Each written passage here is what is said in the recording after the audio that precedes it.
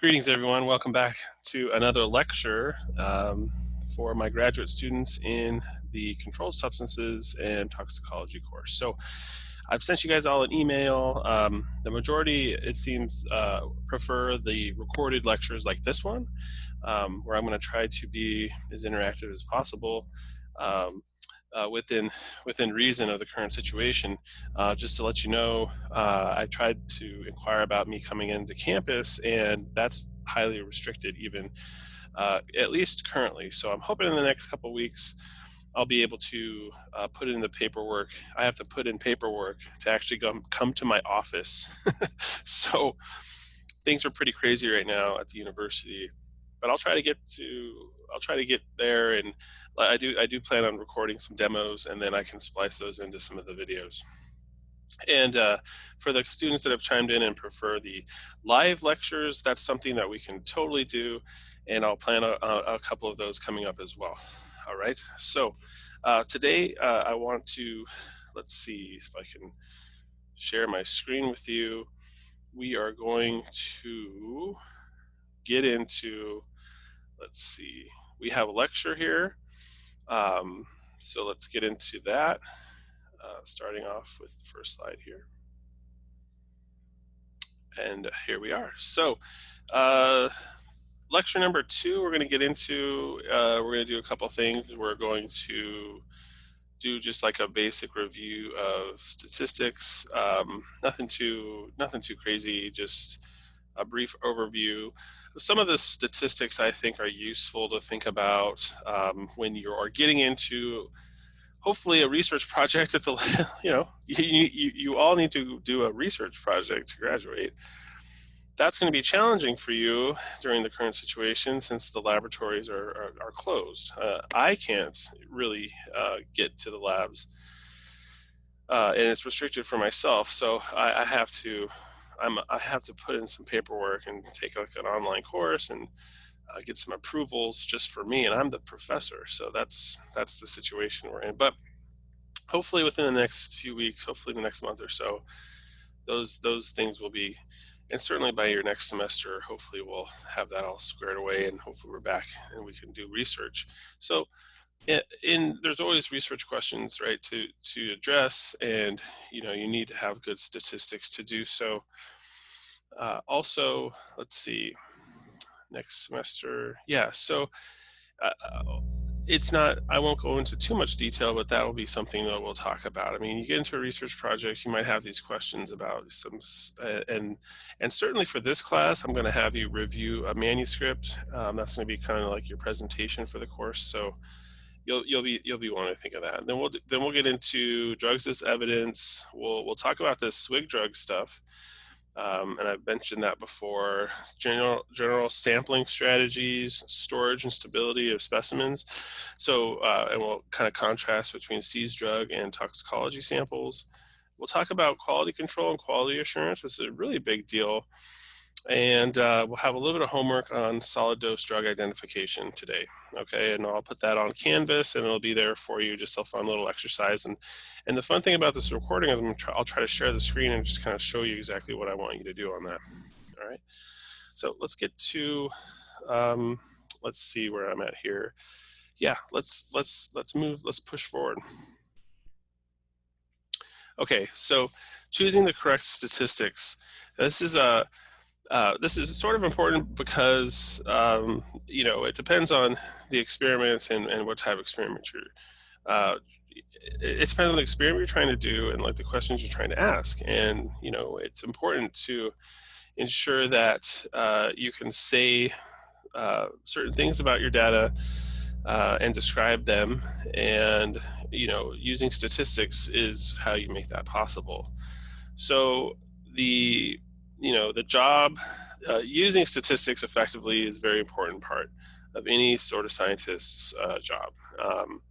So planning the right experiment, using the proper validation methods, so on and so forth. So every step of that way should be supported by some sort of statistics. So, I'll briefly just talk about some of that in the next couple slides here. So one of the ones that I wanted to share with you is something called power. And You may have heard someone say, or you've critiqued a journal article, or you've read somewhere that someone said, hey, this study, lacks power, it doesn't have enough power. What are they talking about, right? So hopefully this is a review, of course, since you're graduate students, but statistical power is just that ability of the study to demonstrate an association between two variables, right? I mean, pretty simple. If there's not enough power in the study and you don't see differences between your two groups statistically, does it really mean there's no difference? If you're underpowered, you won't be able to answer that question. But if you do have enough power in the study, then you can say, yeah, there's no difference, or there is a true difference, right? So an example using, let's talk like clinical trials here, but for any example, say you want 80% power in a 80% power in a clinical trial. Okay, that means that the study has an 80% chance of ending up with a p-value less than 5% in some statistical test. And if there's a true difference, that would mean if there's a true difference, right, between measurements, there may or may not be. But if there is, you should be able to find it if you have, and the convention is about, say 80% power is where you kind of want to be. And like as I mentioned, if the power of the study is too low, then the study results will be questionable, right? Okay, and I just mentioned this, that 80% is usually a typical acceptable level of power. Okay, so for traditional power analysis, you sort of input your effect size, significance level, the amount of power you want, and then you ask the software to solve for you how many samples you're going to need. And when I say software, and I mean that, right? So let's not reinvent the wheel here, guys. Your graduate students, there's software for that. So I'm not going to test you or quiz you on writing out longhand how to do these equations. But these are the sort of inputs you'll see. So what you're typically going to look for in a power analysis is you kind of want to know. Typically, you may know what sample size you need already based on previous work from the laboratory or the research you're working with or the experiments that you're doing. But oftentimes, if you're starting a new experiment and you don't know, you're going to be wanting to look for the number of observations you need to make to have the right amount of power. So you'll solve for that n, and you'll put in an effect size, a significance level, the power you're looking for, and remember for that we're usually like 80%.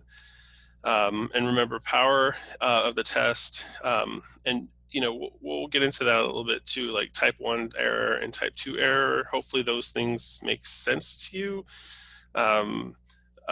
But if not, for sure, just send me an email and we'll talk about it. So you all, and there's a lot of different types of power analysis, and it depends on what kind of test you're going to use, like a t-test, one-sided or two-sided. So and so what I was going to try to do here, so bear with me, is show you a great way to do this. If you ever were curious, and it's just powerful to software package too. So I'm not sure how to switch screens. So if I stop this screen, hi, let's see, can I?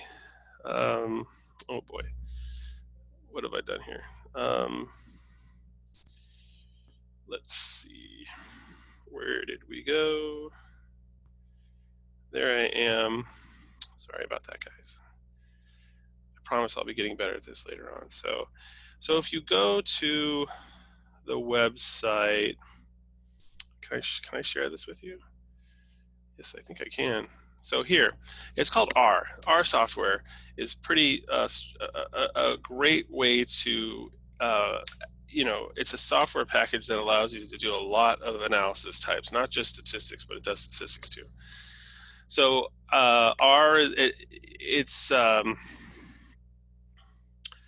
thing you have to do when you get to the R website, and so this is what it looks like, is find a mirror to download the software, and you just pick the mirror site that's closest to your location. I think I chose Los Angeles, and so then you get to this downloading page to run R software, and then you can just download it, and then you install it. And I've gone ahead and done that. So I can show you what the GUI looks like. It looks like this. So you get to it pops up once you run the software, and it's kind of code based, right? So don't again, don't worry about this as far as like for quizzes, but I just want to give you guys useful information that hopefully you can take with you in graduate school here with us, or later on down the road if you're asked to do this type of stuff, you're like, oh yeah, I can totally do it, right? So we talked about, so let me just type it in for you, and you guys can jot this down in your notes. So we want to do a power. Well, first I have to spell power right. We have to do power, and we'll do a t-test power analysis. Okay, and then remember, we want to solve for n. And the weird thing about R, and I don't know if you have to do this, but I always do it, is I do spacebar equals spacebar, then the next thing. And I'm going to put null for the n, comma, space, and then for the d variable, we're going to go with 0.5. And this is just a standard way of doing finding the number of samples you need to run a study. Like basically, how many samples in this example, go back to the clinical trials example, right? How many numbers of participants do you need in the group? And so then you have those two groups, or three groups, or four groups, and then the statistics should be able to figure out whether or not you have differences. Okay, so the significance level is something that we talked about as well. So I think that's sig level. I wrote this down here. So then I do spacebar equals 0.05. Then we'll say the power that we want, right? We'll have that equal to 80%, so 0.80. We talked about that being pretty common. Then the alternatives, you have to put these alternatives in here. So do alternative equal to we'll do two-sided, because so two-sided like this. Let me see if I can open this up, make this bigger so you can see the whole line that I'm typing in here. All right, so two-sided, it wants more. We want the type of test, and it's going to be a two-sample, okay, two.sample test. All right, and then we close the comma. So we had opened the comma over here, just so you kind of remember. So we, let's see, and I think I might have messed something up already. Let me see. Yeah, I did mess something up over here, and I can fix this. So the test I didn't put the right test in here. Oh no, there it is. It just, so here, okay, so here's the full line of code. So power.tTest n equals null, because null just means solve for the n. It's going to tell us what that n is supposed to be with all this other information, right? So the mean 0.5, the significance level of 0.05, the power 80%, and our alternatives equal two-sided, and then a two-sample type for this. And there's multiple ways you could do power analysis, but this is a very common way of doing it. And you just hit enter, boom, there you go. It took less than a second, right? So the two-sample t-test power calculation, our n is 63. So we basically want 64 participants or samples in each group for us to get the delta, the significance level, and the power at 80%. So there you go. I just thought I just kind of geek out over some of the stuff like this. Just thought that might be useful for you. Okay. So let's get back to let me see if I can get back to our lecture here. Okay, we're back in the lecture. Okay, so power analysis. Okay, some of the other questions you might have when you're doing research is, if I repeat a measurement and I get different numbers, which ones do I use? So basically just talking about the mean and standard deviation, some of the terms we just talked about. Hopefully the mean and standard deviations are things that make sense to you.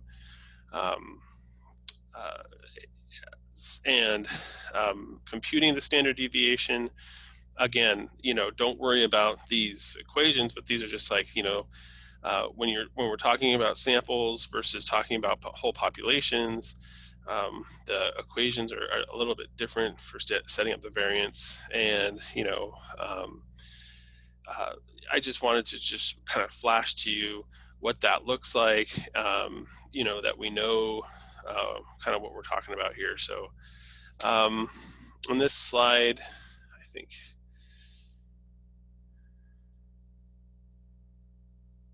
yeah, I don't know what's going on with that. So there's a little floating thing here. So the X bar is, right, the mean, and so anyway, not to harp on this for too much longer, but basically I just wanted to show you that what the equations look like for computing the standard deviation. And not that you'll ever need to use that, of course, because we're going to use statistical software to do that, to calculate those things for us in most cases. So, all right, here's another dilemma that sometimes happens. Like, what if you're doing this analysis and you get this what appears to be an outlier? Is it really an outlier, or is it just biology? And it's just messy data? And so you can't throw it out, because we'll talk about here at the very end slide, man, my calibration curve would look so good if I can just throw out this point. Can I throw out this data point? Should you? And if you do it, what are the consequences of that? And if you're going to throw out data points from some sort of analysis, then you definitely want to have statistics on your side. And so so there are a couple ways to do this. The ones I want you to kind of remember are the Dixon's Q-test and the Grubbs test. Here's an example of a Q-test for outliers. So it's used to evaluate the validity of outlying data, and it should never be used more than once for a single data set, meaning once you've done it, you can't go, oh, here's another point, should I remove that one too? It should only be used one time for a single data point, okay? And so when we talk about an outlier, we're talking about a piece of data that looks like it's unusually different from the rest. And so here in this example, I have 12, 14, 15, 20, 17, 8, and 58, right? So that's your data that you got out for whatever a measurement is. It's just a generic example. So which one of those numbers seems like it's the outlier? Go ahead and raise your hands if you know. I'm just kidding, this is recording, but yeah, you know what I mean. So 58 seems like I should be able to get rid of this, right? It seems to be way different than my other pieces of data for this data set. So it would be kind of nice to just get rid of that thing, but you can't just do that. You do need to use some statistics. So the Q-test is here for us. And so what we evaluate in the Q-test is the gap over the range. And so the gap is the absolute difference between the outlier in question and the closest number to it. So in our case, if we put these numbers in order, right? So 12, 14, 15, 20. So it should be like 12, 14, 15, 17, 20. So 20 is the last number. And then from 20, it goes to 58. So that's our gap, right? So 20 to 58 is our gap, and that's 38. And then we think about the range. And so it's not the range from 0 to 58, it's the range of our data. So our data starts at 12, so it's 12 to 58, and so our range is 46. So then all we do is we just to calculate this Q variable, this calculated variable, is we put the gap over the range, and in doing so, we'll get a number that we can compare to a table. And with that table, we look at the test decision level at a 90% confidence interval. We'll talk about that in a moment. We look at our number of samples. So in this case, how many samples we have? We have 1, 2, 3, 4, 5, 6 samples. So we come over to our chart, and this is usually always going to be given to you. So our Q table is 0.56, and I don't remember what our value is. I know I create these slides, but I'm like, it's been a while since I taught this one. So what's our gap? So it's gap over range. So our gap is 38 divided by 46. So we have 0.82 is our calculated. So if Q calc is greater than than the Q value from the table, then the data point is considered an outlier. So I just calculated that Q for our case, our calculated Q to be 0.82. And from the table, we have 0.56. So Q calc is greater than Q table. So this data point is considered an outlier, and so we can remove it and be okay with that. We'll document that, what statistical tests we use and the parameters, and you can actually delete that now. Pretty cool, right? So it's just kind of a fun thing. And again, hopefully this is all review for you guys. But if it's not, awesome. Okay, there's another test called the Grubbs test. You can hop on to GraphPad, www.graphpad.com, and go to the Grubbs test.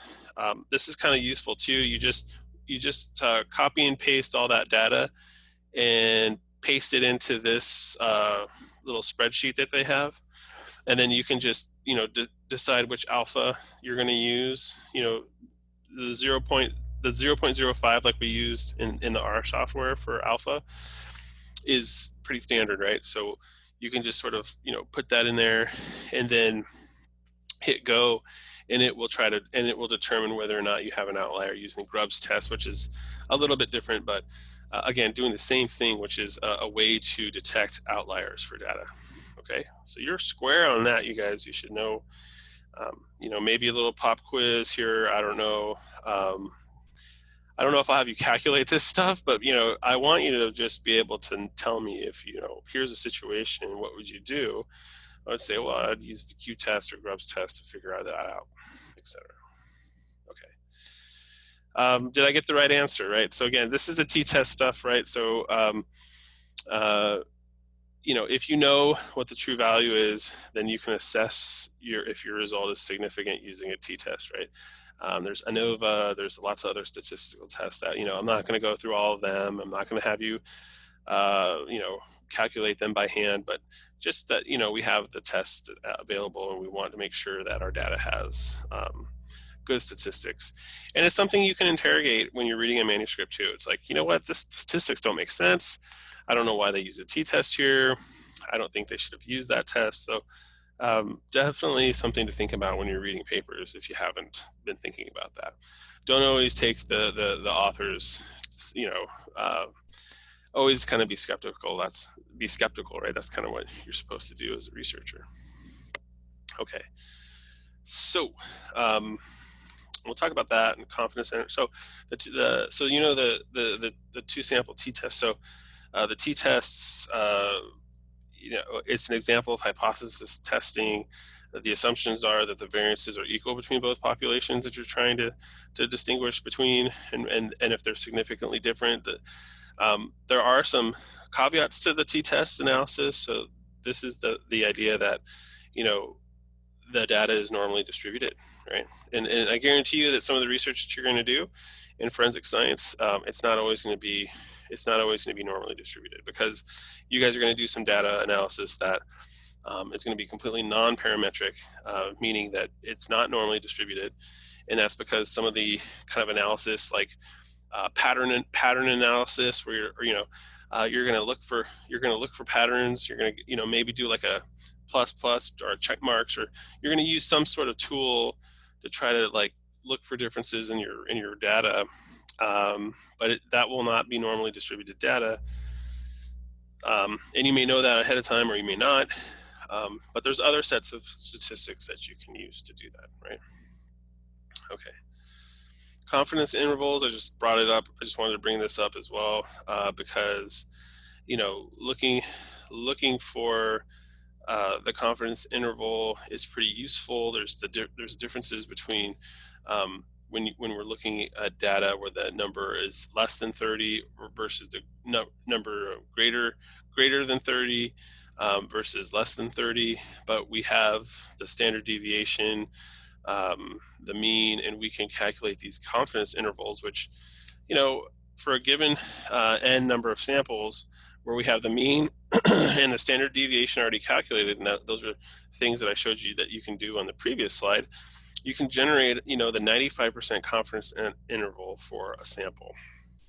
Um, and so again, for samples that are greater than 30, we would find that Z statistic, and that's given to us in tables, just kind of like how there's tables for the Q test, which is different, but just that, some of these tables are just readily available. They allow us to do the statistics. And so your results would be something like, here's the mean value of the data set plus or minus this calculation. And that's our 95% confidence interval. And so you'll just see that in some of your data. You'll see that in some of the manuscripts you read. So just get kind of like, so you can be aware of it. You'll also see things in manuscripts for that, the percent relative standard deviation. You'll see the percent CV as well. So the percent RSD or the percent CV, which is the coefficient of variance. This is also very useful for comparing the uncertainty between different measurements of varying absolute magnitude. So, when you want to make comparisons, but you can't necessarily do, the t-test, then you can, look at you can kind of, compare the percent CV between two sample sets. So as I mentioned, many of the statistical tests that we use, we can, we have to make sure that the data is normally distributed. And if it's not, then it's okay. We can use what's considered non-parametric statistics. And one of the common ones for that is like the Kruskos-Wallace test. And so you might have done some of this in your undergrad research, and so you already kind of know what I'm talking about, but starting off in the semester, I just like to review some of these things. And so here's a rundown of some of the software. So hey, hooray, software is going to do this for us, right? That's the beauty of it. Here's the website for R, and I already kind of demoed that, which is pretty cool. I've not actually done that in one of my lectures before, but I was able to just sort of share you the screen and do that real quick. And so that was kind of fun. Another big one is SPSS. This is a software that IBM pumps out.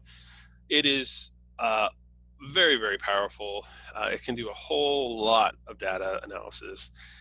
As graduate students here at Cal State LA, I do believe you have access to this software. So this is going to be another great resource for you once you kind of get into your research and have like tools to do your statistical analysis. GraphPad Prism is another one that I talked about. And a lot of their analysis is available free online. Sigma Plot is another one. I believe that's one you have to buy. That's expensive, and I think the same as Minitab, but I'm not sure. Okay. All right, so hey, that was some of the statistical stuff I just kind of wanted to briefly go through. I hope it was useful, kind of like review. What I want you to take away from that is just kind of the big picture stuff. And, if I give you like here's a weird set of data, what about this? What do I do about this data? You could, say some stuff about it. You're like, well, I don't think a t-test makes sense here. The data doesn't look like it's normally distributed. And I know that for you to do a t-test, you would need data that looks like a bell-shaped curve, right? Normally distributed data. Or, there's an outlier here, but I know the tests, they're called the Grubbs test or the Q test to get, to remove an outlier if I need to.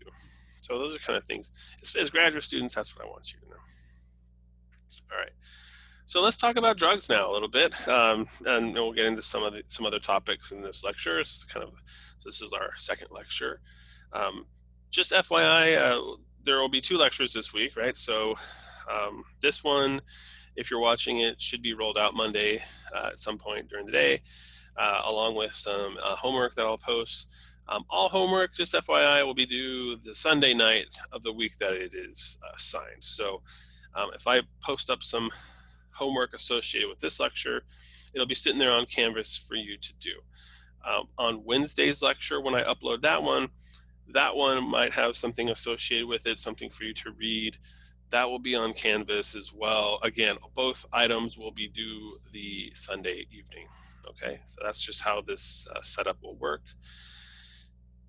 This whole next week, I'm going to be trying to actually get access to the laboratories, and because I do want to try to do some demos, and if I can, that'd be really fun, and I could splice that into this video, these types of videos for us. But we'll see how that goes. All right, but without further ado, let's talk about drugs as physical evidence. We'll talk about the 5 Ps. We'll talk about powders, right? The unknown white powder coming soon. Sorry, guys, COVID. If you were in my class and we were face-to-face, I would be issuing you all your own little vial of an unknown white powder. Okay, that was kind of like the basis of my toxicology course, which is why I think a lot of students think it's fun, hopefully, hopefully a fun course. And then your goal would be to hopefully sometime by mid-semester, you would have figured out what that unknown white powder was, right? So if it was salt, if it was cocaine, if it was methamphetamine, right, you would have figured that out. So we think about drugs as physical evidence. Hey, the unknown white powder at the crime scene, let's take a sample of that. Plant matter, another P. So we do have drugs as like marijuana, magic mushrooms, peyote, some of the psychedelic cacti. Obviously, those are plant matter. Pills, so that'll be a piece of your homework. Lots of pills. Precursors. I just taught, was it 2 semesters ago now, a really fun course. It was a clandestine laboratory investigation course. Now it's in collaboration with the LAPD, LA County Sheriff, and the big regional agency that handles clandestine laboratories in this region. But yeah, precursors, there's a lot of these compounds that you can kind of pick up that some of them are on restricted lists, and so you'll be raising an eye if you purchase some of that. But there are precursors for like PCP, clandestine production, or GHB, clandestine production. And then how about paraphernalia? So pipes, bongs, etc. I did a great demo. Again, in class, we can usually do some fun stuff, but it's kind of nice to kind of look at some of the paraphernalia and be familiar with it. Because if you get on CSI detail, you get hired in one of our crime labs in the region or elsewhere in the country, and you get into the CSI unit, right? You'll want to have a good eye for what you're looking at. And sometimes the drug paraphernalia is not that, you may not notice it at first, right? You're like, oh, this piece of tinfoil has these black streaks across it, but I don't know if does that necessarily mean anything, right? So, and those are things we can talk about later in the semester. But again, just kind of giving you an idea about when I talk about the five Ps. All right, let's talk about then. So we've collected some stuff at the scene, like we've collected all these plastic wrapped bricks of unknown white powder, for example. This is actually from a 2018 bust, massive drug cartel bust here in Los Angeles. But you get all this, comes into the crime lab, and it makes you wonder, do I have to analyze every single brick here? Seems like a lot of work. But, for court purposes, is that necessary? So we'll talk about sampling. Actually, it ends up being a really important part of seized drug analysis and toxicology. But you want to have some sort of sampling strategy. And so we'll talk about some of the common ones. So we have like this sort of arrow, and the sampling strategies will often have different charts and stuff that help us get through, but we want to determine what the population is of the samples, come up with a sampling plan that can be either statistical or non-statistical plan, and then have some sort of sampling procedure in place. So we want to collect the samples, and we want them to be representative of what this estimated total population of is, right? And and so, that image I just showed you on the screen before this one, right? If we have some sort of sampling plan and it's based on statistics, then, maybe we only need to analyze every other brick or every 5 bricks and take out a sample or two. And then if all those end up being the same analysis, then we should be confident that, we probably have all of the samples the same. Anyway, it ends up coming into court. And so some of the common ones are like ones where, again, don't worry about this stuff, but just that you can calculate out, right, using some sort of statistical tool, using probabilities, figure out exactly how many you need to analyze, which is kind of nice. So the hypergeometric technique for sampling. And so when we look at this, we have, again, remember those confidence intervals we talked about? You have K values and confidence intervals here. The K value is a proportion of drugs positive. And so in this example, it's something like, well, here's our hypergeometric distribution.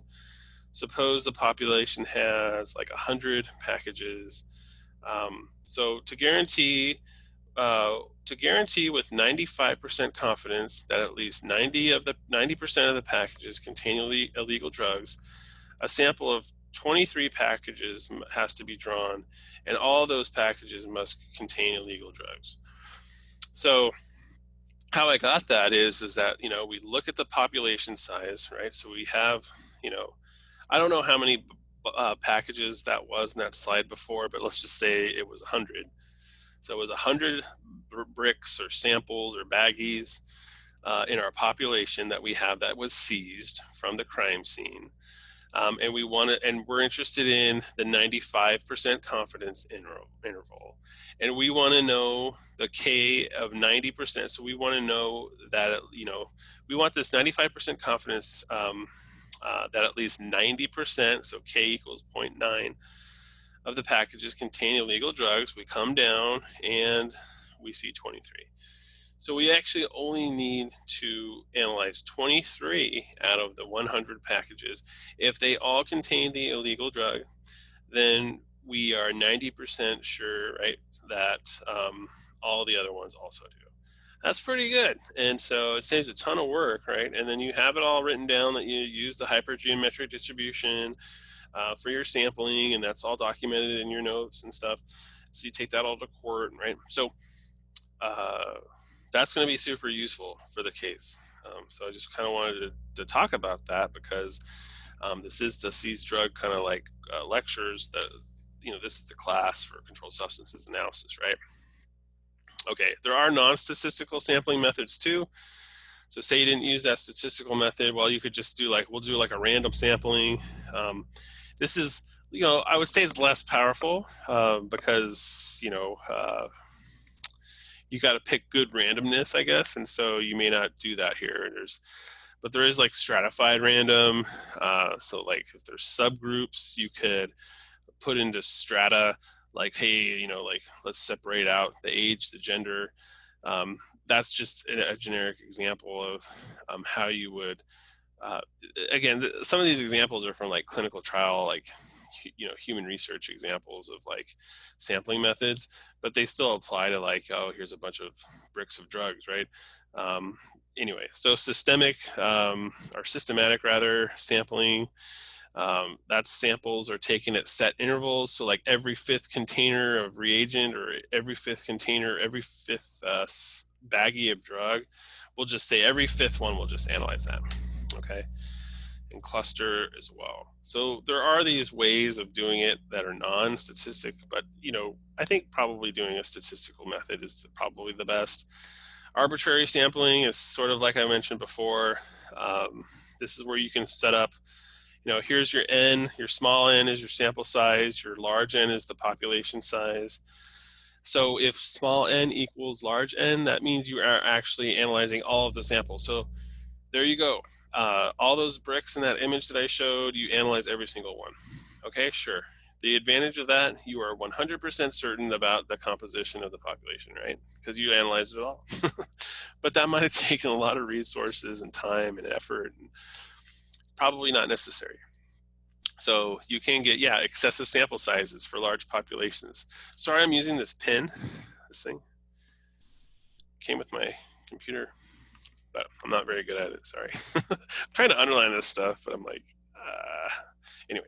So disadvantage, of course, you have to analyze all 100 samples. And then it goes on right from there. Like you can do like a fraction of the sample versus the population. You can do the square root of the sample. Or you can just do one. Just analyze one of the bricks. Minimum amount of work, but this is the least amount of information over the total population size, of course. So just some examples of arbitrary sampling. I think I pulled this out of SWIG Drug. Yes, I did. So SWIG Drug is the scientific working group of the analysis of seized drugs. And so here's a sampling plan. So here's the drug seizure. Okay, let's just kind of like look at this. Bulk material, yes, bulk, okay. Then we'll go over here. Is it visually homogeneous? Yes.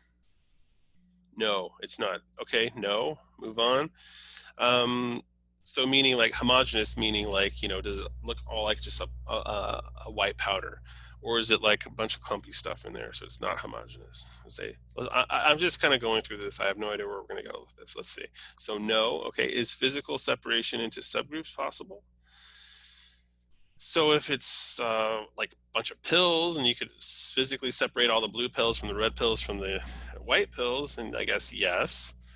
But in my example, I'm going to say, well, no. Okay, then determine the total population to which sampling plan will apply.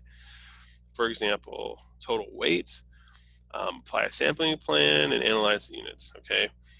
And then you can just, it's always kind of nice to have like a flow chart, right? So this is from SWIG Drug. I'm not gonna hold you to any of this. Just kind of wanted to show you that people thought about this, and so because sampling is pretty important.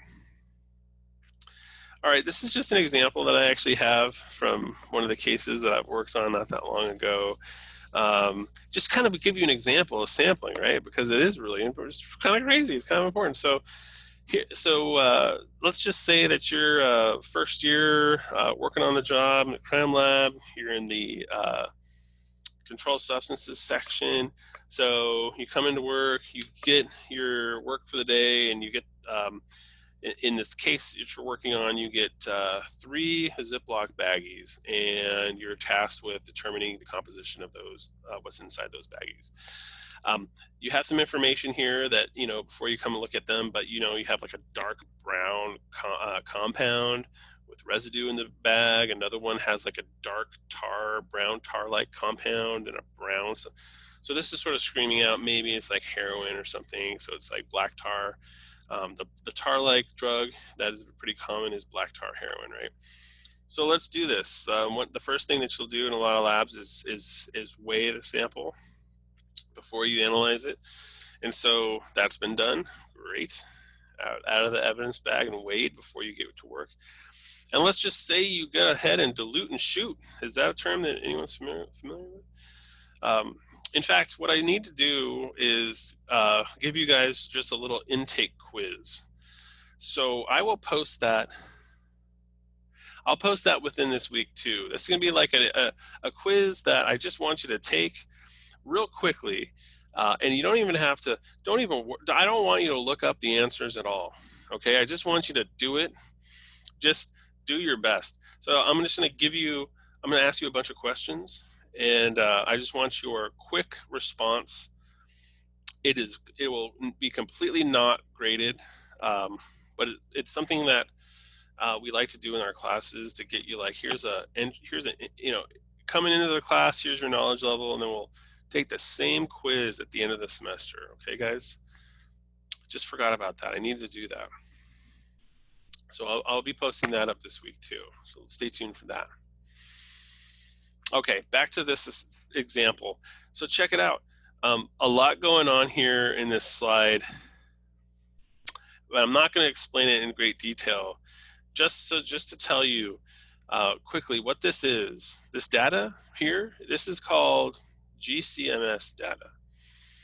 Don't you worry, you guys. We're going to talk about GCMS a lot in this class because it is a huge and important analytical tool used in controlled substances analysis and in toxicology. So, but what I kind of want to just, and I'm debating whether I should dive into this right now. I'm going to wait.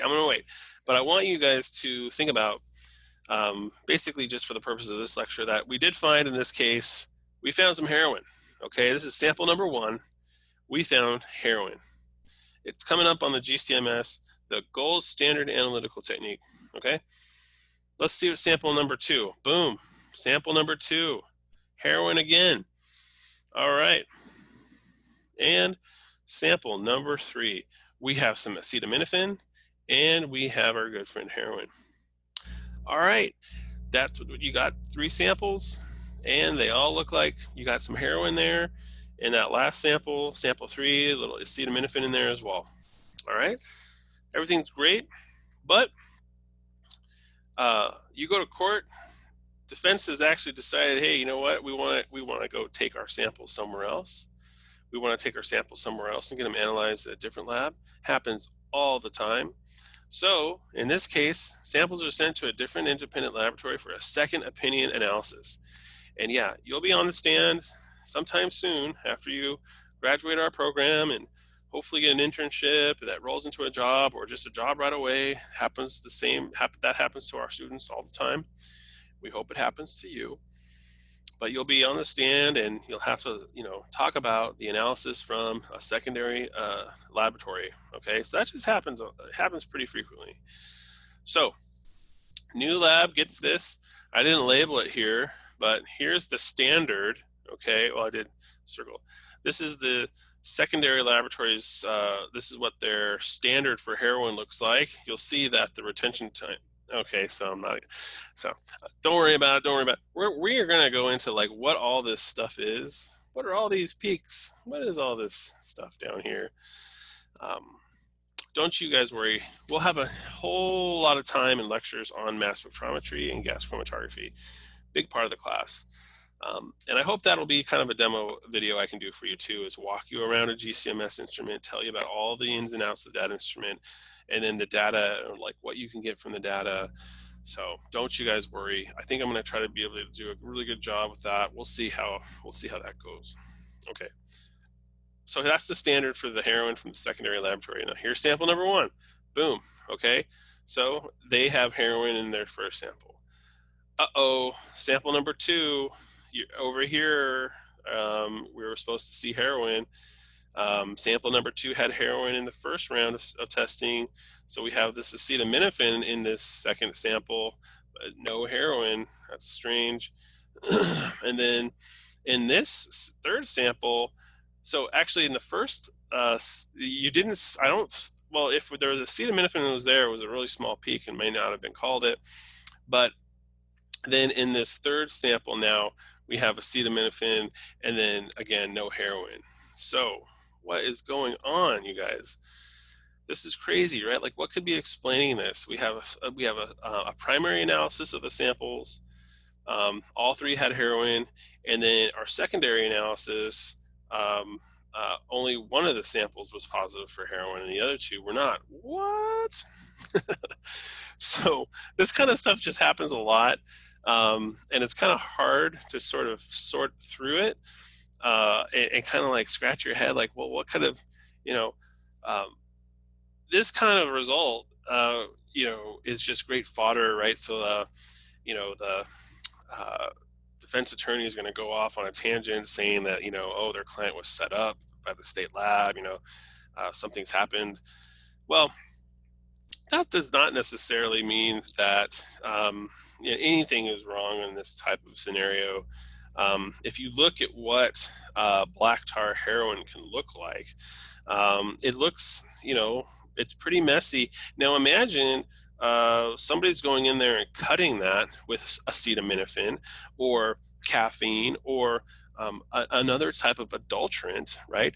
And then they didn't really mix it very well, right? So they got some drug and they're trying to step it up, is the street term, add more stuff to the drug so it bulks it up and makes it something that they can sell more of. Very, very common that this occurs in the sort of drug trade world. So imagine that happened in these samples, and that how did they sample this? Okay, is it possible if there was an attempt to adulterate this drug with acetaminophen or other compounds, and they didn't really mix it together really well, because it's kind of hard to mix this stuff together real well, at least this kind of compound. Then, yeah, I mean, could it be possible that the analysis took a piece out, analyzed it, and there was heroin? A second analyst went in from the other lab, picked up a piece, analyzed it, and they got mostly acetaminophen and no heroin at all, or just non-detectable amounts. It's definitely possible, and so and that's kind of a sampling issue, right? So this is just kind of like a quick example of things that can happen. And if you have a sampling plan in place, that hopefully that these kind of things, maybe your protocol in the lab will be to take three separate pieces of this compound and analyze it, and so and that might avoid this type of situation. Okay. All right, so this is kind of fun. I'm not sure if this how I'm going to be able to do this but I do want you to go check out Pillbox. So what about solid dose drug identification? And when I mean that, I'm talking about pills and capsule drugs primarily, made either legally or illegally. But I'll tell you, just some foreshadowing, that that's getting more and more difficult to distinguish, which is scary. Which means you should, make sure you never, ever take someone else's drugs, prescription drugs, no matter what. Just good advice there. But, there was a time where we would just look at the pill ID. And so if I hit this hyperlink, what is going to happen? Okay. Am I still sharing the screen? Awesome. I think I am. So hopefully you're seeing the NIH pillbox.gov website. And so this is what we use all the time. I would say, gosh, when was I working in the lab back in the day? It was it was like the early 2000s when I was a forensic chemist at the Maricopa County Medical Examiner. So it's kind of crazy to think that was so long ago. But if a bunch of drugs got collected, drug seizure is one thing, but for like a postmortem toxicology case, the investigators will go out to the scene, they'll pick up the decedent, the medical examiner investigators will actually do their own report, and they will collect stuff in and around the body. And if it's like a drug overdose scenario and there's a bunch of pills on the ground, they'll collect up those pills. And so we used to just go back to the laboratory and just look up the pills. And if there was not a bottle or anything to help us distinguish what the pill was, you could come to the pill ID websites.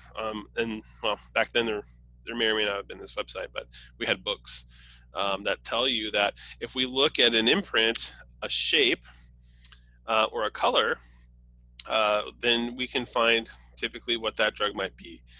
So part of your homework tonight, well, whenever you get to it, sometime this week, due Sunday night, will be to look at the images I've placed into this PowerPoint file, come to the Pill ID Pillbox website, and see if you can figure out what the drug is. Kind of fun, right? So, if we go here, we'll say there's let's just be fun, and let's say there's a W on one side of and then the shape is like a oval. It's an oval pill, and the color of that pill is it's totally blue. Okay, so let's do a search. Let's see if there's anything with those parameters. If I run this, anything? Ooh, look at all those pills. So I'm going to give you images like this, so it'll be more specific, and hopefully you can find the drug. But I just put in those parameters, and I got all these drugs, but it was kind of fun, right? So imagine that you got a lily pill, right? And there's a 4415. It's oval and it's blue. It's probably Zyprexa, and then Zyprexa is a drug called olanzapine, and they've actually updated this website. It looks a lot cleaner, which is really nice. Interesting stuff about olanzapine is that it's not scheduled, right? So kind of useful there. So it's not on the DEA schedule list. So, but can you overdose on this drug and kill yourself? Absolutely. It's the dose that makes the poison. That's a famous line. It's a big line in toxicology. It's super true. That's the dose that makes the poison. And so that certainly can be the case with olanzapine. We'll talk more about olanzapine later, what type of compound that is. But so the Zyprexa here. So you find the pill and you should be able to come to the Pill ID website and figure that out. Not too bad. So hopefully that's kind of fun for you guys to kind of consider. So see if I can close that. So you will have some homework on this, and so the homework is identify the following drugs and answer all the questions. Will pill impressions and markings always be accurate? The in-class response. We don't have in-class responses anymore, you guys, but this might be a great one just to kind of think about in your head. But your Canvas homework will be, what's the drug name? What's the drug used for? Can it be abused? That's kind of nice. And then I do actually want you to tell me what the DEA scheduling is, if it's scheduled or non-scheduled. And so here's yours. So go to Pill ID. You could just bang this out real quick. So AMB 105421. We have some circular white pills with a 3 on one of the sides.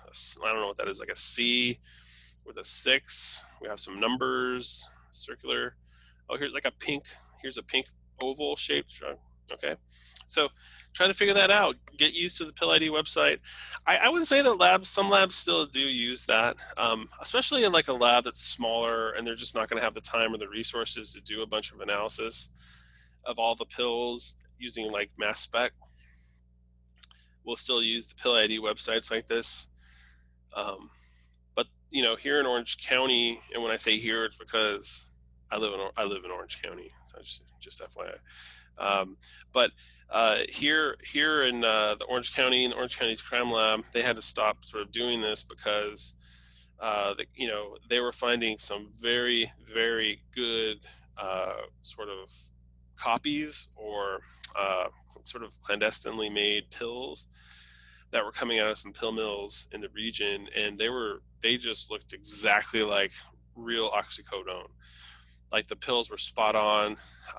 Someone must have gotten a hold of the actual pharmaceutical pill presses, and so they're cranking out pills that look just like the prescription drugs. Like, a lot of the stuff in the past with making pills, you can just tell it's just rough edges. It's just, you can tell that it's not a real compound. It's not a real prescription drug.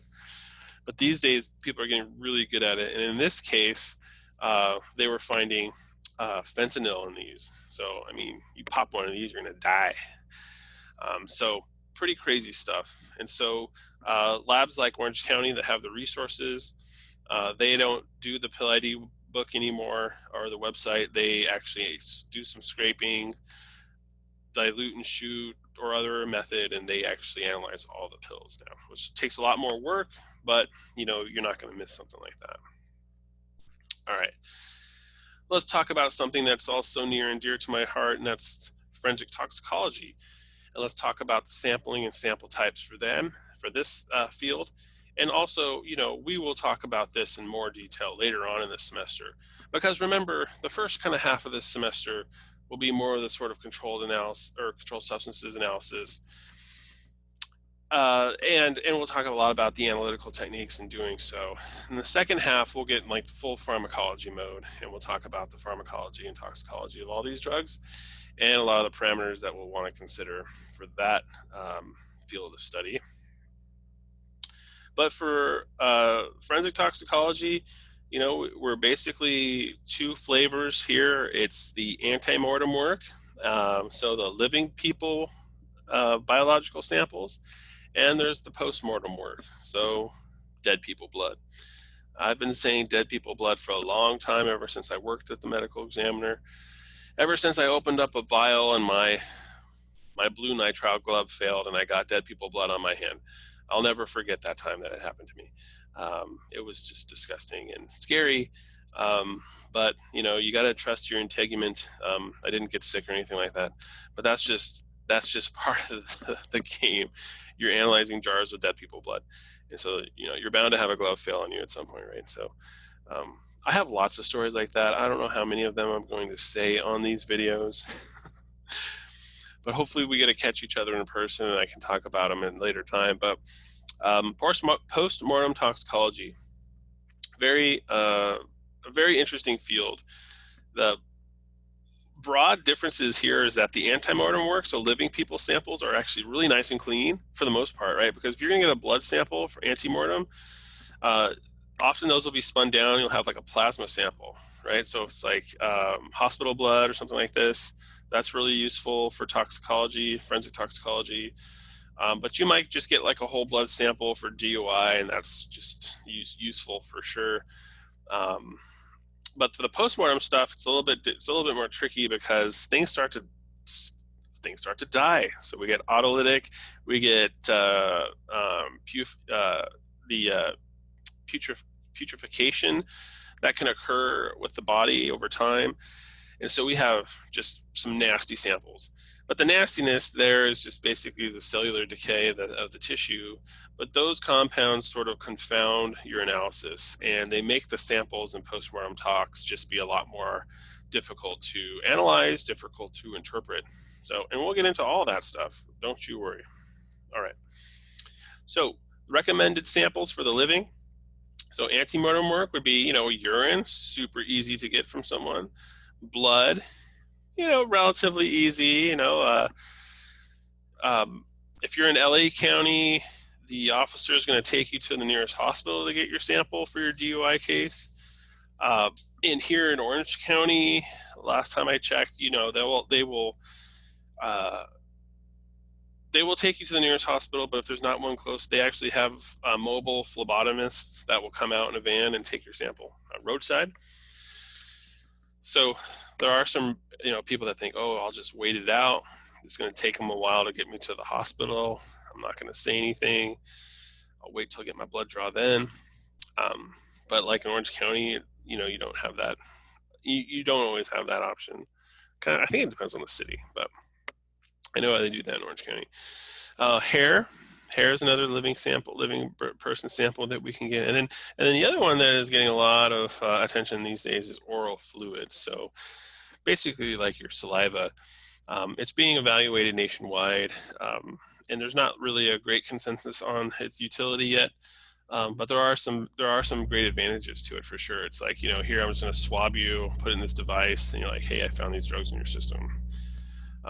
But the sort of like toxicology and pharmacology of saliva or oral fluid, how drugs are deposited in the oral fluid versus, and what the parallels are. So it's kind of hard for us to like interpret like a oral fluid level. It doesn't like relate to blood like it does breath, but only when we're talking about alcohol. So don't worry, we'll have a whole lecture on alcohol. That's a real doozy. That'll I don't know. Just, some of my lectures end up getting kind of long. But I guess the cool part about this is you don't have to suffer. You can just hit pause, go get a drink, right, and come back and keep listening to me.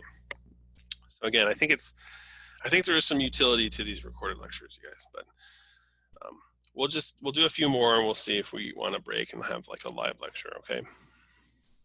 Okay. So in the postmortem world, blood is for sure, blood rules. We definitely want blood as a sample for postmortem.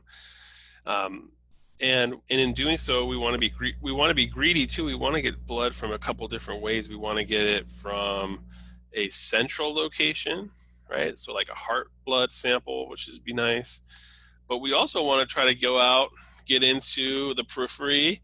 We want to try to get a peripheral blood sample from like either the left or right femoral veins down here, the femoral vein. And there's a reason for that, which is really important, is that when someone dies, uh, if your liver was munching on drug, if some of your other tissues were munching up on, I don't mean munching, metabolizing, don't worry, we're going to get into all of that fun stuff. But when we get into that, you know, when the body dies and that drug can get released into the central cavity, there can be like a large increase of concentration in the central cavity that is not necessarily associated with the overall blood concentrations in that person at death before they died. So that's an interpretive issue with postmortem samples. But the utility of the central blood sample is that you have a lot of it, so you can do some of your screening tests on it. If you get a hit, then you're going to want to go to a peripheral blood or a femoral blood. And that blood away from the central cavity, we're just making this assumption that, like, hey, you know what, this sample is actually more representative of the blood that was in the person when they died. And so we want to find that sample to do our quantitation analysis on. Okay. And don't worry, we'll get into all that again, but I'm just sort of introducing you to those ideas right here. Another one would be urine. Again, we can get urine from a dead. We can get lots of samples from the dead, including one of my favorite, vitreous fluid. This image of vitreous fluid, so it's the jelly, clear jelly that fills the inside of your eye. I actually picked this image up because it had the floaters. So I have terrible eye floaters. So when I look at a surface, if I look out, I see these things floating back and forth. Pretty common for people to have these. It's just clumps of vitreous fluid. Anyway, that's just kind of random. But vitreous fluid is such an important sample in postmortem toxicology. Clearly, this is not a sample we get from ante-mortem. No one's going to stick your eyeball, if you're a living person, and drain out your vitreous, right? But it is a nice ball, sealed, sort of like a sealed container of a sample that will slowly sort of decay. And so it'll be a nice, clean sample from a deceased person, from a decedent, that can give us all sorts of information that goes into that person, and what sort of drugs were on board, how much alcohol was on board. I've watched medical examiners at the toxicology meetings that I go to talk about how important it is for electrolyte and glucose analysis. I mean, you have this case where it's like, oh, person, you come into the scene, person's like has deceased on their couch. There's all this drug paraphernalia. So they're thinking like, oh man, maybe it's like a drug overdose. They take the body, they get an autopsy. There's no pathology. So the medical examiner's like, don't have an immediate cause of death. Pending on toxicology results. Toxicology results come back, no drugs on board. What is going on with it? Vitreous analysis detected in this one case I watched. It was really cool. The medical examiner found just insane amounts of glucose. This person had never been diagnosed with, but had crazy out of control diabetes. They diagnosed, unfortunately, diabetes in that individual too late, because that person died from their diabetes. So this kind of happens. Like, some people just don't ever go to the doctor, right? So they have no idea. But the person had like rampant out of control diabetes. That ends up being the cause of death in that case. It wasn't drugs, even though the person was, smoking their bong. It wasn't the drugs. It wasn't something else. It was the cause of death was determined to be related to diabetes. So very powerful sample of vitreous fluid. Professor Johnson and I have a sort of an ongoing vitreous humor research project, but again, that's something that we have to do in the laboratory. We get porcine, right? So pig eyes from Farmer John's here in the Los Angeles area. Farmer John's makes bacon, it makes pork chops, it makes a lot of food for the whole country. But when they're slaughtering the animals, we can actually get their eyes, and then we can do some interesting research on the vitreous fluid inside those pig eyes and kind of see what happens to it over time. It's kind of gross, but there's grossness in forensic science for sure. But certainly reach out to Professor Johnson or I if you're interested in that kind of research. And hopefully, like I said, hopefully by next semester we're doing stuff in the labs again, right? I mean, how long can they keep us out of the labs? So we'll see how that goes. This is just an example slide of some of the research associated with vitreous humor analysis. The VHC is a vitreous humor alcohol concentration. The BAC is the blood alcohol concentration. And so there's been research where they try to predict, based on a VHAC, what the BAC is. Those haven't been that useful, but what can be useful, which is probably more useful, is this idea of the concentration of the vitreous humor versus blood concentration of alcohol. And in the cases that I've ever worked on, that seems to be pretty useful because the entry of alcohol into the vitreous humor is slower. It's slow, right? So if somebody slams a bottle of Jack Daniels or something, or drinks a whole bunch of alcohol and then just jumps into their car, drives away, crash, boom, they die. We can do vitreous humor and then BAC. We can see a huge amount of blood alcohol concentration and very little or maybe no vitreous humor alcohol concentration. Then we have some, and then we have some sort of time course there. Like this person had just drank a lot of alcohol or something like this, and then had very recently drank the alcohol and then got behind the wheel of the car. And then the opposite's true, right? So we see like low levels of blood alcohol, low blood alcohol concentration, but high vitreous.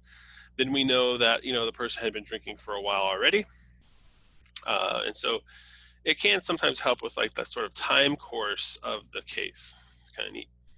And then there's other just gastric contents, something we can get from the dead person. We can get their bile. I've analyzed in my day a lot of bile. You can find lots of fun drugs in the bile, absolutely. We can get cerebral spinal fluid, right? That's pretty clean sample comparatively. And then a special one that you'll probably get a lot of, well, I don't know how much you'll get, but you do take a forensic pathology course, which is fantastic because we actually have one of the LA County forensic pathologists teach that course, which, come on, amazing. And so I think it's been Dr. Kennedy for a while.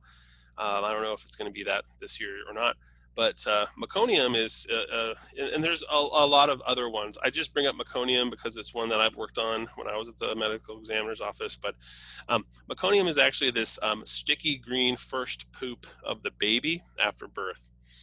And I know about this firsthand because I have two children, and I remember their first bowel movement. Okay, and so it's this sticky green stuff that comes out.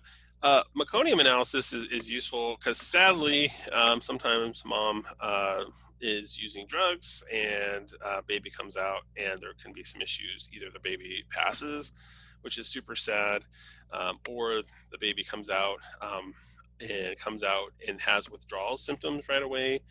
That's something that we've seen in cases, which is really sad again. And then you can get that sort of first meconium analysis, and that's like a window into like the last 20 weeks of gestation. And so sometimes that's really useful to be able to say, hey, you know what, we know for sure that there was drugs on board within the last 20 weeks based on the meconium analysis. And so that's got to be the saddest work of the pathologist, is for sure is the kids. I mean, I just don't know. I couldn't handle that. All right. And then just, a lot of tissues, liver, brain, lungs, kidneys, muscle, meat shakes. Hello, meat shakes. This is another term I coined at my time at the medical examiner's office. And these are the bodies they find out in the desert. I was in Arizona, but we're pretty arid here in California as well. You find a body out there in the desert. It comes into the medical examiner's office, and there's not much left except a little bit of muscle connected to the bone. Well, guess what? I can cut out weigh out a chunk of that muscle. I can mix it with some deionized water, and I can put it into a blender, and I can make what I used to call a meat shake, and I had to do that all the time. And so those homogenates, those tissue homogenates, you analyze that just the same as your blood or your other, and then you have a way to analyze and see if there was drugs on board in that individual. So yeah, we can do it all. Pretty neat. All right, recommended sample collection quantities. This is just a reference for you. We try to get as much blood as we can. We usually can get a lot of urine. We try to get all the meconium, for example, but you'll see other stuff in here like, breast milk, hair we talked about, saliva, sweat, and that's the antemortem stuff. But for the postmortem stuff, man, we can get heart blood, we can get the peripheral blood, urine, bile, vitreous, gastric contents. I've had to do a fair share of that. We can get all this tissue, which is nice. So this is saying that like 50 grams is usually sufficient for that, and hair as well. So just some recommended sample quantities for that. What about specimen containers? These are actually pictures from the medical examiner in Phoenix back in the day. We have all these jars of blood in these boxes that I think the jars must have shipped from, but we would just put like all the different case numbers. I don't know if we had the best method of sample storage back then, but I told you the sad story. This lab is no longer. Yeah, it's too bad. But generally, in general, glass is pretty useful for holding biological samples. Plastics can have issues. We'll talk about it. But most of the hospital blood are going to be in plastic vacutainers like this. So just something to keep in mind. Those vacutainers, because some of the cases that you'll work on, you may only have the hospital blood, right? So if the hospital blood samples end up becoming pretty useful. If I can go back, all the different colors of those, all the different colors on hospital blood vials mean something. Okay, they're not just doing it to be pretty. There's actual reasons for the colored tube tops, and this is telling us. This is a little guide to the BD vacutainers, which is probably the most common brand, if not the only brand for hospital blood containers. But the pink has EDTA. Plasma. The green is usually for plasma, so it has some heparin in there. And then gray tops have sodium fluoride. So the reason why this is important for toxicology, forensic toxicology, is that when we'll get into it later in the semester, is that some of these additives that are in these hospital tubes can sort of hinder the analysis of the drugs that we're interested in looking for. So you just kind of have to be careful that you're using the best one. So purple top tubes are usually pretty good because all they have is EDTA, and then sometimes the gray top tubes are going to be all right because it's just some sodium fluoride in there. But it kind of just depends on what you're looking for, and so you kind of have to just be sort of aware of what you're doing. All right. So plastics in general, plastics are everywhere, of course, and so we'll talk about this more later. But you can get in mass spec some phthalates that sort of leach out of plastics into the biological sample. And then sometimes those can be massive peaks, actually. You get your chromatography comes out and you have this huge slug of something in your sampling. Like, what is it? You look at the mass spec and it's got this 149 ion in there. And that's pretty indicative of phthalate contamination. What is this graph, you ask? Don't worry, we're going to talk about it a ton. And I was just like purposely not getting into it for this lecture, because I want you to take an intake quiz that I need to put up online for you. And then we're going to spend a whole lecture or more talking about it, okay? But I just kind of like giving you some stuff to think about. Sample storage and preservation. You would be surprised.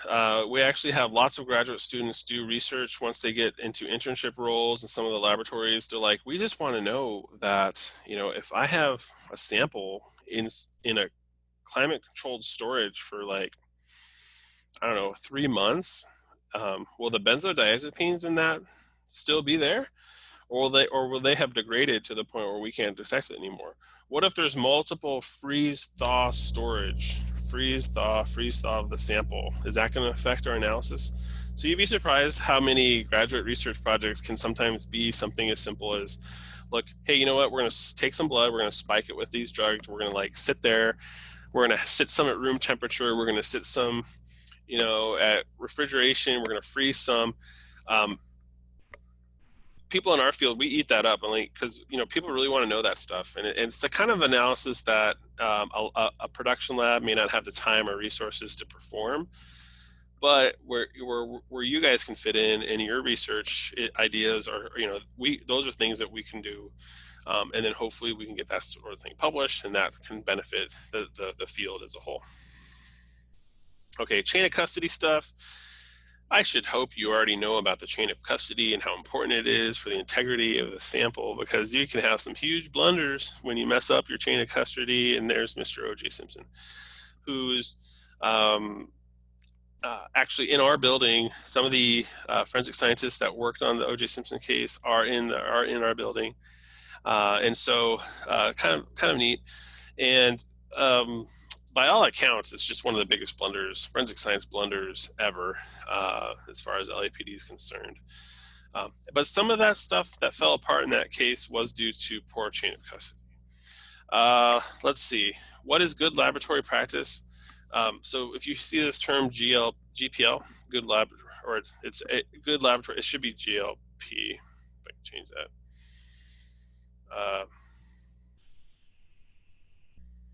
I don't know how to do it in here, but when I upload the slide, it'll be good laboratory practice. I should, yeah.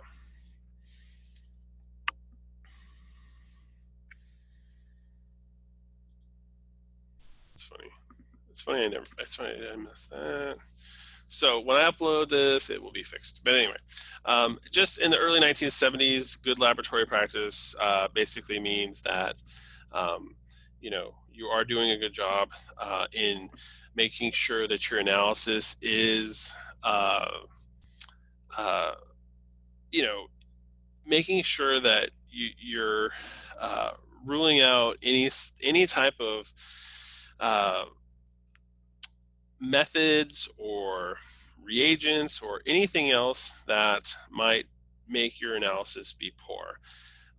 And so some of those things are like, making sure your instruments are calibrated, making sure you're doing the correct testing, make sure you're doing the right statistics.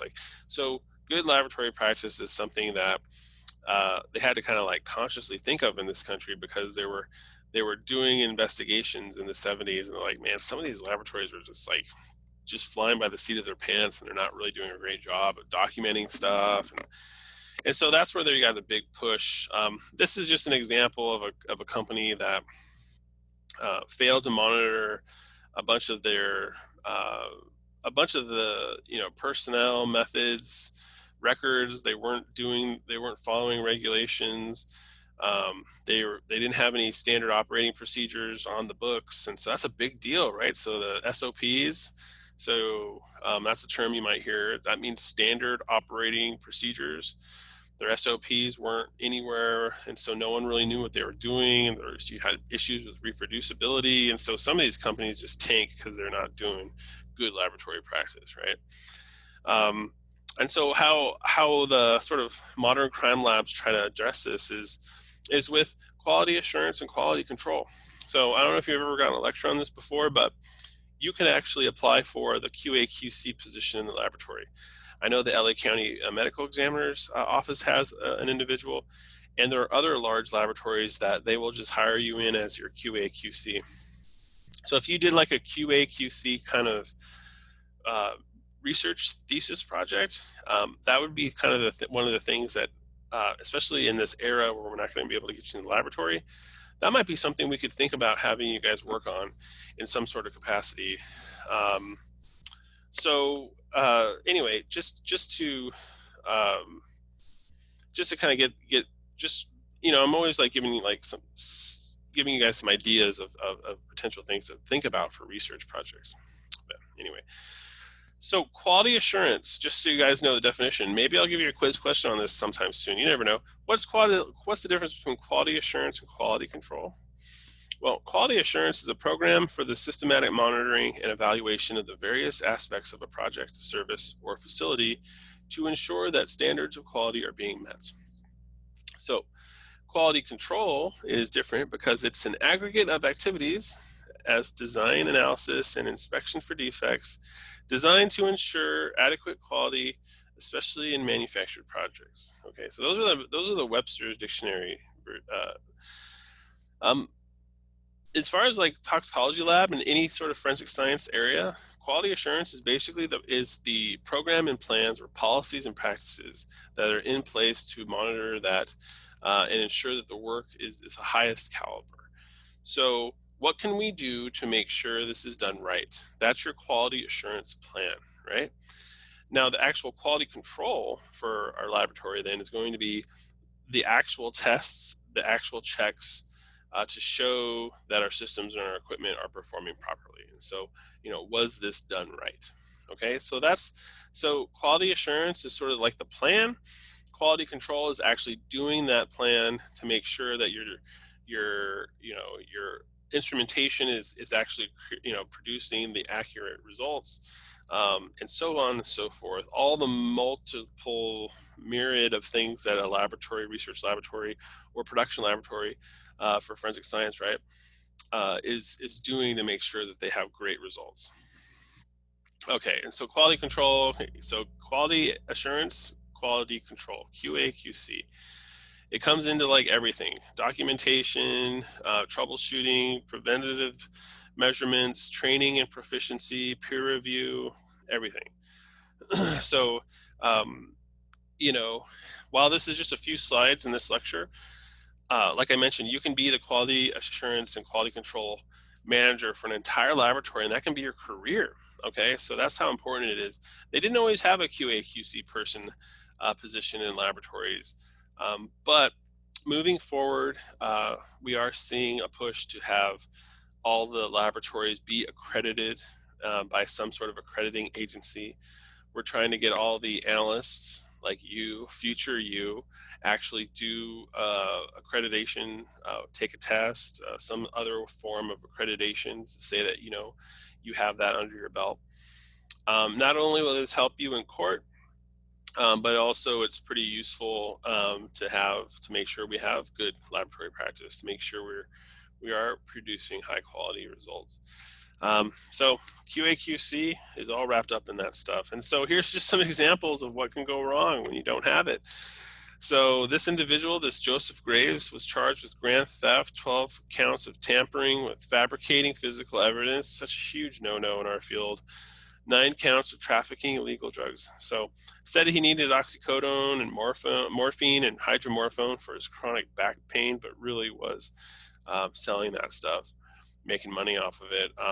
Over 100 cases in this were compromised because of. So when this person came in and tampered evidence in a case, that means that individual can just ask for a retrial. Like all sorts of stuff goes wrong. The star of the star of things that can go wrong is Annie Ducan. Annie Ducan was like a champ at dry labbing. So this is like the joke you want to like fling at your buddy, when you're saying like, hey, cool results you got over there, you must be dry labbing it. That's the kind of humor I have, but obviously that's not something you ever want to do, because your dry labbing means you are just making up data out of thin air, and Annie Ducan was doing that. So allegedly she would get that calibration curve and she would throw out that data point to make sure it's perfect, right? Without doing any statistics to delete it, or she would just straight up make up data. And so thousands of cases that she touched, she was really set on being the most productive forensic scientist in her lab. So, she was cranking out data sets and people were like, wow, she's so productive. But really she's just making stuff up as she went. And thousands of cases that she touched all had to go back and maybe have to have a retrial, and maybe some of those cases had to get thrown out, okay, because of the things that can go wrong. So I do think that I will be having. So I've always historically only had one class with the graduate students, and it's this one, and I love it, of course. But I do think that I'm going to actually have you guys again next semester. So we're going to do like an ethics course together, I believe. I haven't seen the schedule yet, but that's something that might be on the horizon. We'll talk about Annie Duke and more then in that class, and then just go into ethics in general. I teach ethics for our undergraduate course for our criminal justice students, but it'll be kind of fun to interact with you more next semester. Have another class with my graduate students. Should be really fun, and we can talk about ethical considerations in the forensic sciences as well. Okay. All right, so I think that was all I had for you guys. I really appreciate you watching the whole video. Feel free to email me any comments, and some of you have been from these videos. So I hope you enjoyed this one. Again, we'll have another one, another lecture on Wednesday, and plus assignments on Canvas. And based on the feedback that I've gotten, I'll make sure to send out a course announcement through Canvas to alert you to when I post up these videos. All right, so that's all I have for now. Thank you so much, and I'll see you on the next one.